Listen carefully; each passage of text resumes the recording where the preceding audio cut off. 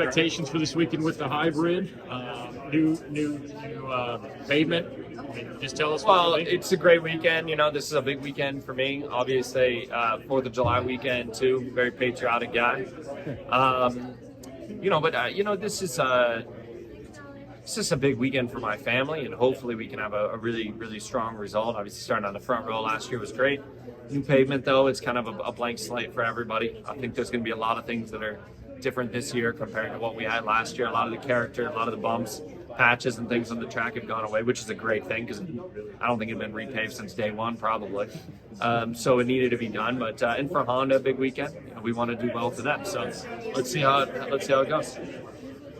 Last year was a heartbreaker for you at the end. Do you carry that with you this year? Use it as motivation, or is it a new race weekend for you? I'm used to heartbreak nowadays. So for me, it's just unfortunately it's another chapter in the book. And I watched it earlier this week. It's annoying today, just as annoying today as it was, on the Sunday last year. But we've got to be better across the board. If we want to run up front, we've got to be better in every capacity. I mean, as we saw last year, times when we started on the front row, we weren't able to maximize that. So highly frustrating, but we've hopefully this year we can improve and be very competitive again. Start up front would feel great.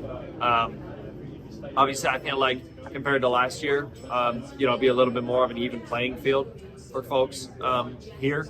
So we got to see what practice one gives us, and I also think there's a lot of things that we need to learn still in regards to the hybrids as a team. I would say at least on paper, Penske, Ganassi, McLaren, like those teams should have a big advantage here because they've had a lot more hybrid experience. But hopefully we can close that gap. How much better will it be from your perspective that instead of testing the hybrid and racing without the hybrid, now you're testing the hybrid, racing the hybrid? There's no separate configuration for the steering wheel, separate setup configurations. It's all now just one. So much to learn, man. It's still gonna change by the day. There's gonna be things in practice today that I go, hey, I didn't like this about the switches or the lights or this or that, or I need help. With when to deploy or when to save, and all of that can come down to computer, software mapping and things like that our team doesn't have a lot of experience with yet. So there's a lot of work to do. I don't, our testing experience with the hybrid is minimal. That's the long and short of it. It's minimal. So there's a lot for us to learn.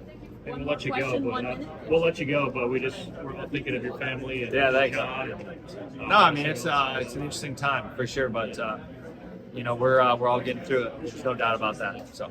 Hey, it's Tony Donahue from Frontstretch.com. If you like this video, don't forget to subscribe and return to our channel for more racing content.